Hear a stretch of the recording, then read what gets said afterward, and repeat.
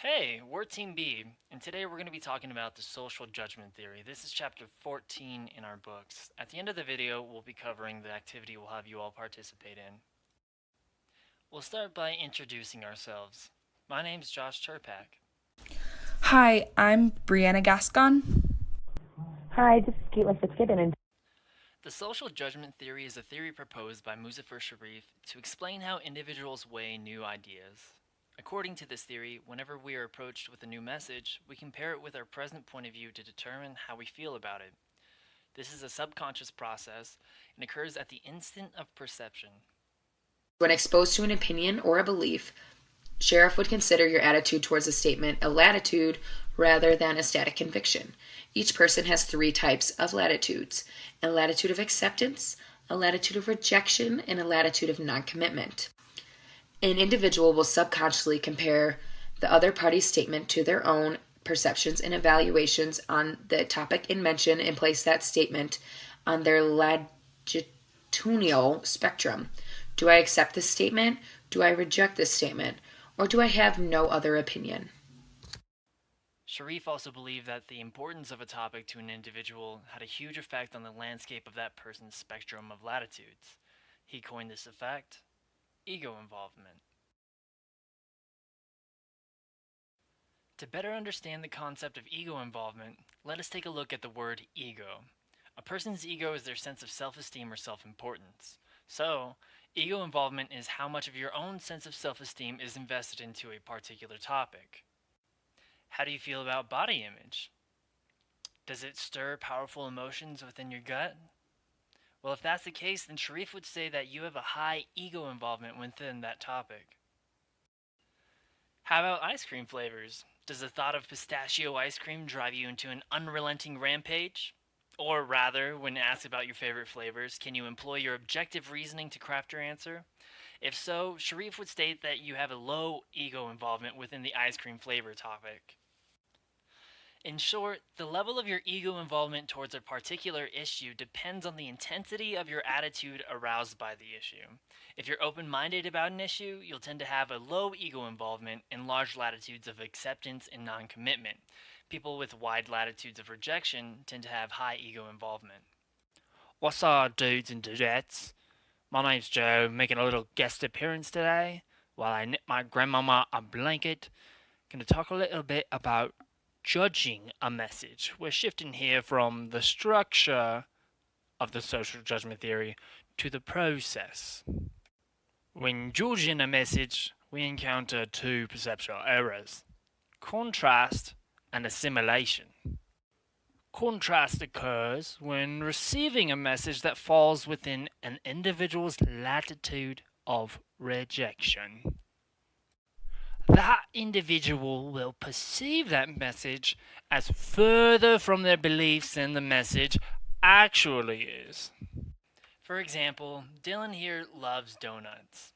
When asking his grandma Bev across the table from him how she feels about donuts, she responds, donuts are okay.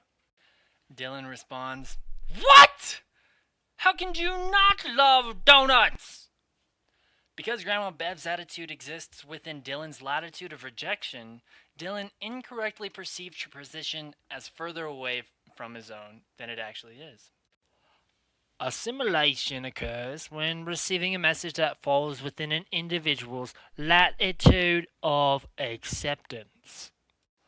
The individual will perceive that message as being closer to their beliefs than the message actually is. For example, Carrie thinks her math professor wants everyone in the class to fail. When speaking with James, James states that he doesn't think the math professor puts much effort into helping struggling students. Carrie will take that message as reinforcement to her own belief, even though James's statement had nothing to do with Carrie's conspiracy that the math teacher is purposely failing students. According to social judgment theory, when we receive a new message that lands within our latitude of acceptance, we will subconsciously adjust our beliefs to accommodate the novel perspective. The amount an individual's position shifts depends on how far from our belief the message is while still remaining within our latitude of acceptance or non-commitment. When a speaker delivers a message that lands within our latitude of rejection, Instead of persuading us towards their point, the speaker actually pushes us away. This is called the boomerang effect. For example, Grillmaster George holds the position that the world is round and he loves the NASA program. Alvin, sitting at the table, spouts, "The world is flat and NASA is hiding it from us.